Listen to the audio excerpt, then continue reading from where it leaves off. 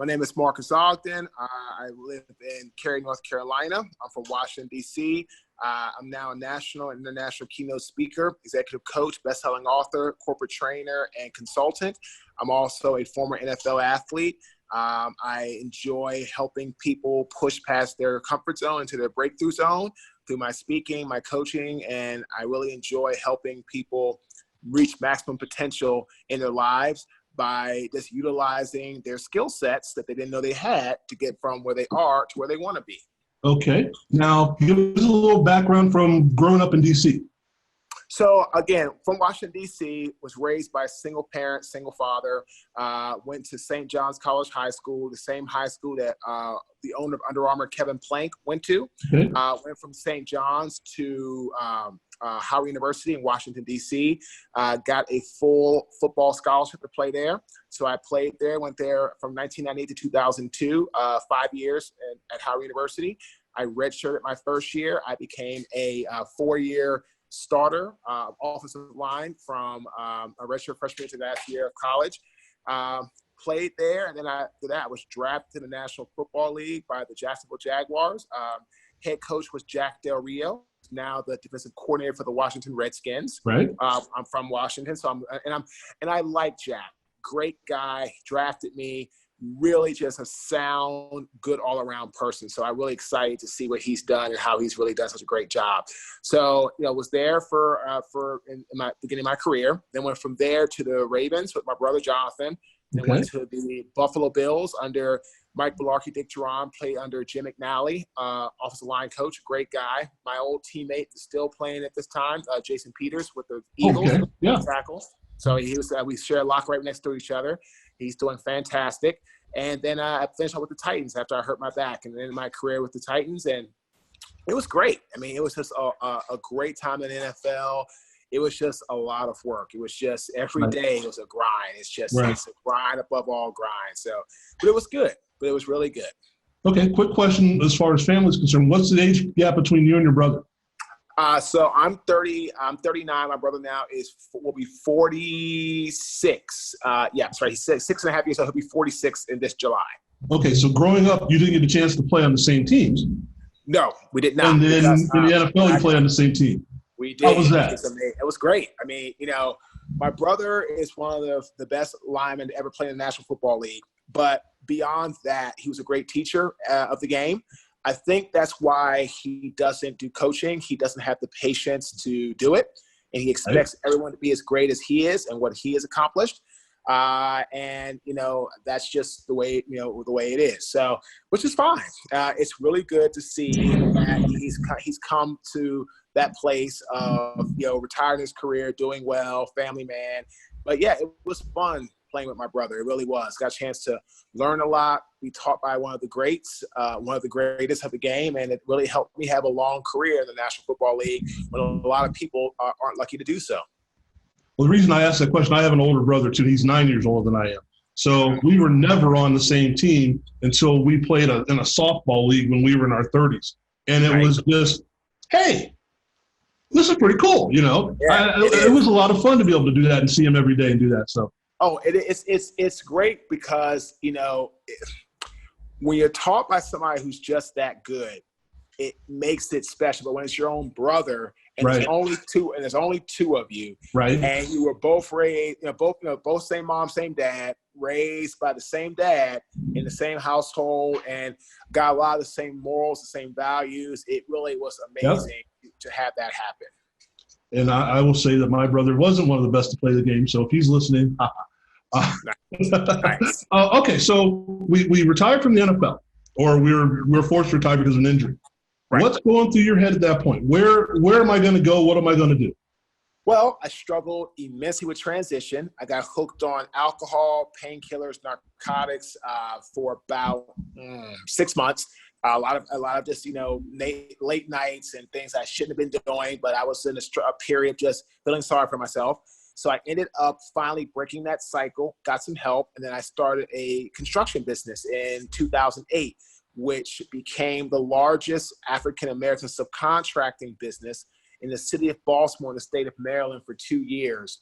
And it was amazing. And it felt really, really good to be able to give that type of, that type of business back to the city of Baltimore. I hired a lot of people who were ex-offenders, who were, of course, small time offenders. I hired small time offenders.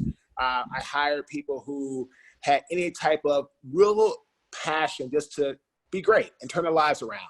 And the company was just doing very, very well. But unfortunately, as the company started doing well, my ego got really big and you couldn't tell me anything. And I became a really bad leader, became a really horrible boss. And I ended up losing the company in 2013.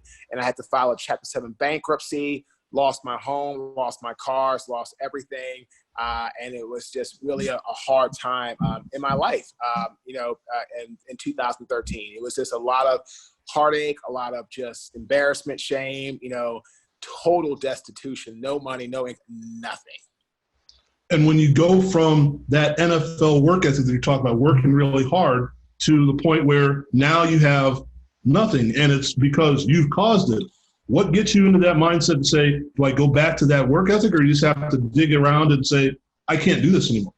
Well, for me, I got a job at Merrill Lynch when I first got here. I got fired. Got a job in that stable construction company, got fired that in 5 days after that. So fired 2 times in the same week. And what happened was I said, man, where is the accountability in my life? Where is it? And it was gone. And when I took the job as a custodian to make $8.25 an hour on the graveyard shift, I had my pivotal moment. And as a result of that pivotal moment, I said, okay, this is what has been missing. There's been no accountability. I've been blaming other people. It's time to stop it today. And that was the day that I said, okay, I'm going to stop blaming other people. I'm going to stop putting into my universe everyone else's fault but my own. And as a result of that, my life got very, very good. And it started changing some things around for me where I started to take accountability more. Now, of course, I had to still work hard, and I had to create some type of foundation of how to get my life going. But it took a while, but I finally got there, and I started speaking. That happened to me in September, so I started speaking at that time. Really got the full business going in 2014 January. It took me 2.5 years to get my first paid speaking job. Once I got it, turned around, never looked back, and it's been really, really great.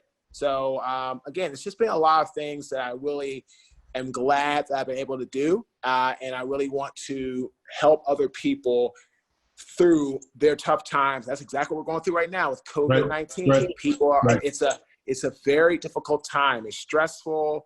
It's full of anxiety. It's just a very difficult situation. So I'm trying to help individuals and help people get to where they're going through my experiences and sharing my story so they can be inspired to get there. And one of the things you mentioned is that even though you have a background where you've been successful and you've been able to do what you want to do, that has something to do with moving forward, but also has nothing to do with moving forward.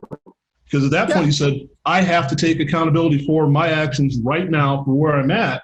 And I think what we're running, and you mentioned it perfectly, what we're running through right now is that we have something that we can't control right now. We're being told to go inside, stay there, shut up, and leave everybody alone. But how do we come back from that? Because basically everyone's going to be starting from ground zero like you were. And now it's like, now we have to figure out, what do I have to do to make the world a better place? And it all starts with your mindset. You have to have a championship mindset. You have to, number one, aggressively resolve problems. Number two, you have to always be innovative and adapt to your environment. 3, you have to always be humble and show humility. And 4, you have to have a situation where you have open communication and you're talking to people and letting them be who they need to be and not cutting people off or not, preconceived notions and judgments. You have to be a strong mindset person. And that's where it really comes down to. If you can do those 4 things, again, aggressively resolve problems, innovate and adapt, if you can be humble as you're having success, or as you're having struggle and having to revitalize or revamp yourself. And if you have open communication with people, those are 4 areas that you need to have a super strong mindset. And I think what we miss in life is because we're in such a hurry to do what we want to do, is that we forget we have to listen to people. They may not always be wrong, they may not always be right, but in their mind, that's where they are. So good, bad, right, or wrong, we have to listen to what people have to say because we don't know what's going on from them. Right. And this is what I do with this job. It's like, okay, I can talk as much as I want, but I have to listen more.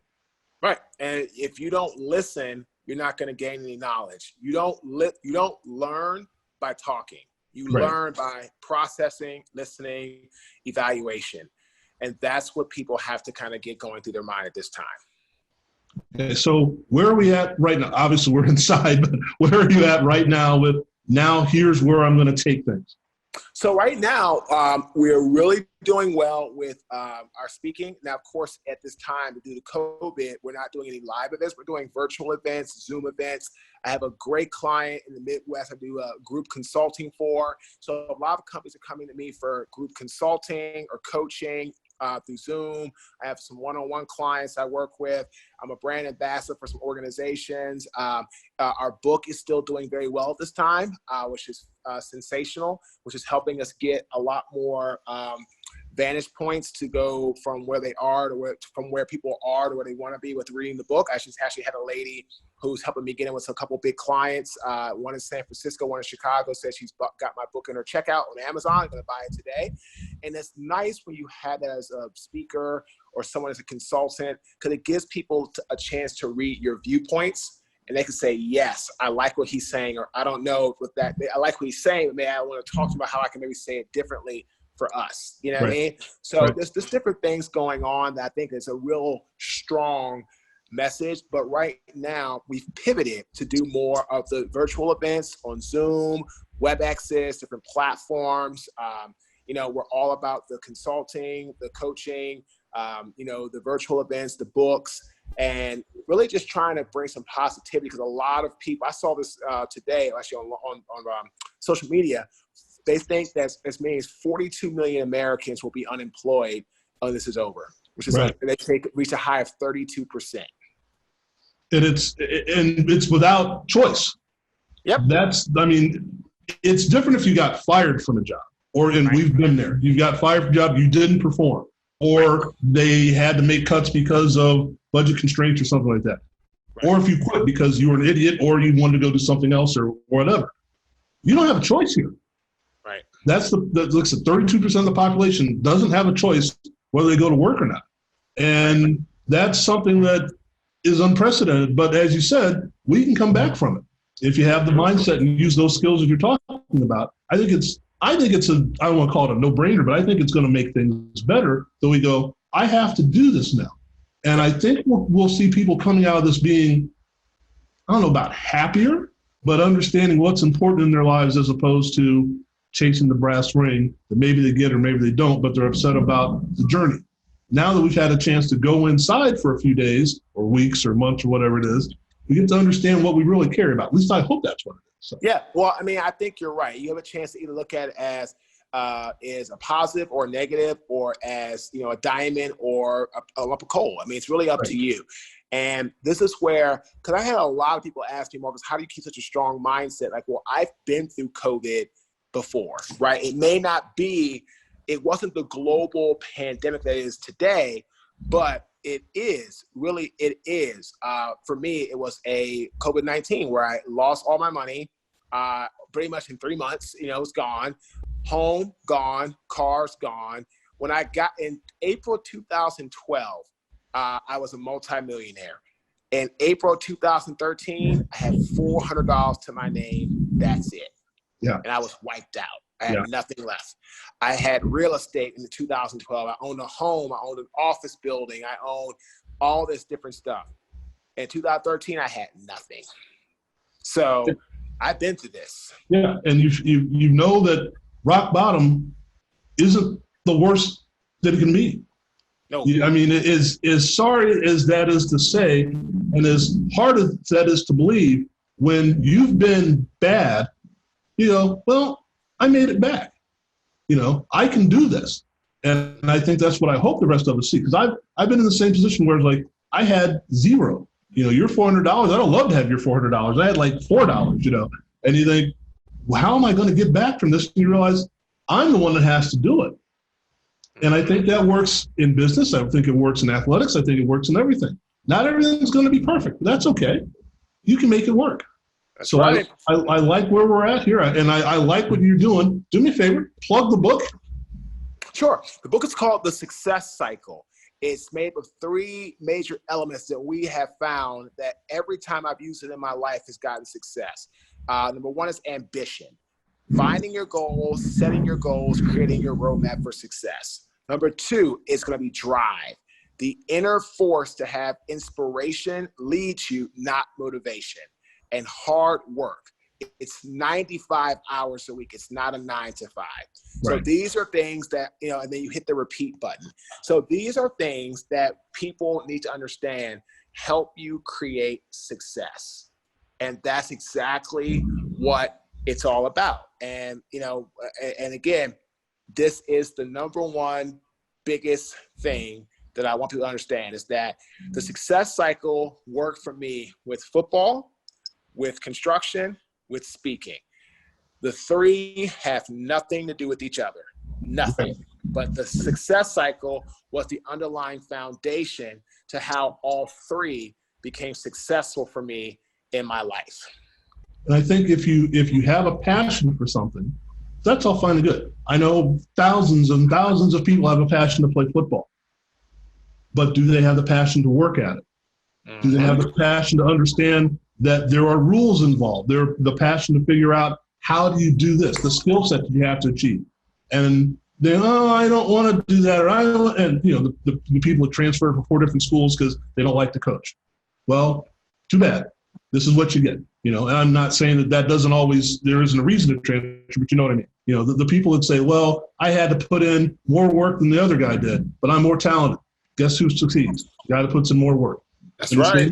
And the same in business. If you have a passion for something, add that passion to what you're talking about. And if you do that, you'll be successful. If you don't, I'm sorry, go ahead.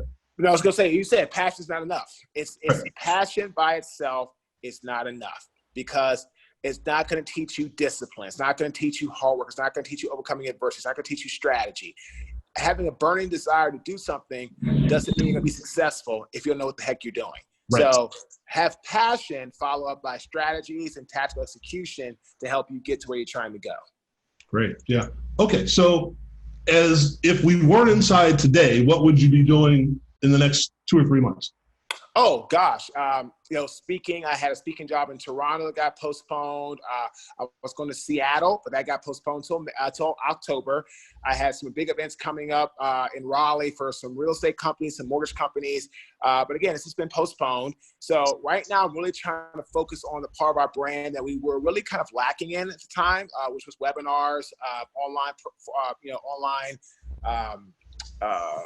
awareness, some free webinars that we now have on our website that are up on our website. We put there every other day. We did a bunch of webinars around our book, The Success Cycle.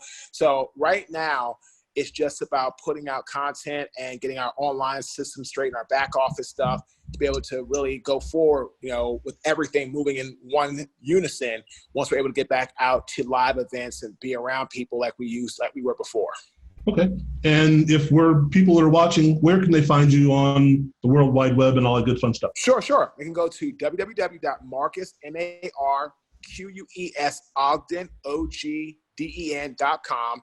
And they can go to our website. They can sign up for our newsletter. They can send us a direct message. They can send us an email to Marques@MarquesOgden.com.